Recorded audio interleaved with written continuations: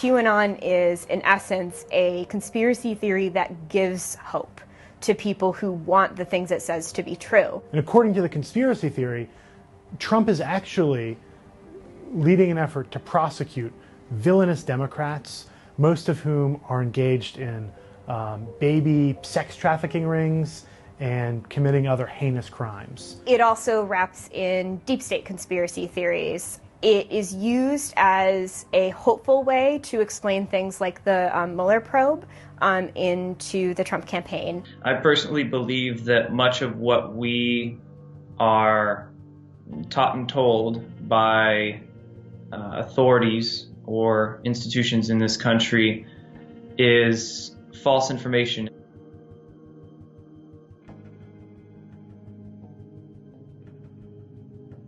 It looks to be a public intelligence dissemination program whereby they're utilizing anonymous online posting boards such as 4chan and 8chan as a back channel to give the public information to help guide them, to help show the way and let them know what's really going on and what's going on behind the scenes. Although Trump hasn't given any indication that he is aware of QAnon or believes it, he is the person who, I guess, inadvertently started it. He made a cryptic statement to reporters in early October where he talked about the coming storm, a statement that he then refused to explain.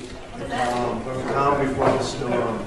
The phrase "the storm" has come to be super important to people who believe or circulate these posts, where the storm refers to this kind of coming mass justice against all of Trump's enemies. After this statement a few weeks later, there started to be these kind of anonymous posts on a site called 4chan. They started spreading to other platforms like YouTube and like Reddit, where people who maybe aren't as familiar with how 4chan works or how to read it could start to access and see these posts and get excited about them. I came across Q at the end of October in 2017.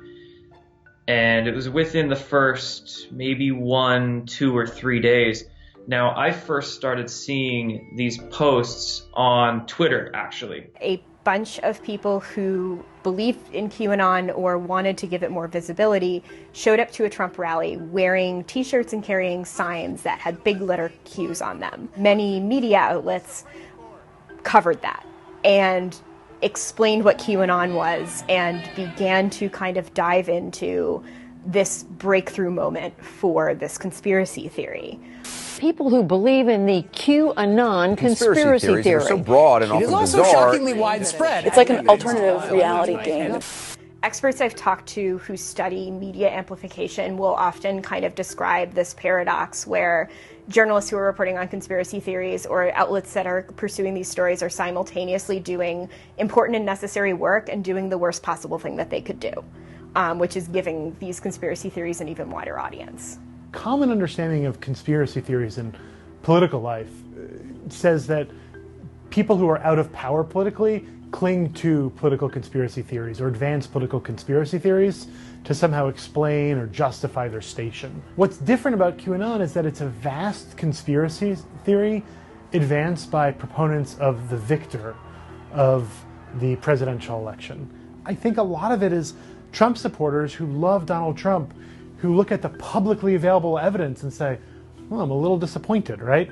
And a small fraction of those people then say, there's some other explanation for this that transcends the available evidence. The vast majority of Americans, including the vast majority of Republicans, including the vast majority of Trump supporters, do not believe in or subscribe to the QAnon conspiracy theory. That being said, the internet has made exposure to QAnon pretty easy to come by. First, you don't know how many people who are circulating QAnon really believe it, right? So there are a couple of reasons why you might circulate a conspiracy theory. One is because you believe it to be true and you want to awaken the masses to the truth of that theory. Another reason you might spread it is you like to cause chaos. The other thing is that it's really easy to look big on the internet without being big. It doesn't take a lot of people to get something trending, particularly when you have the help of outrage. It's incumbent upon media institutions, it's incumbent upon scholars, it's incumbent upon anybody who feels that in informed citizenry matters to actually tell their fellow citizens, no, QAnon is false, QAnon is not real, and then point them to evidence showing why.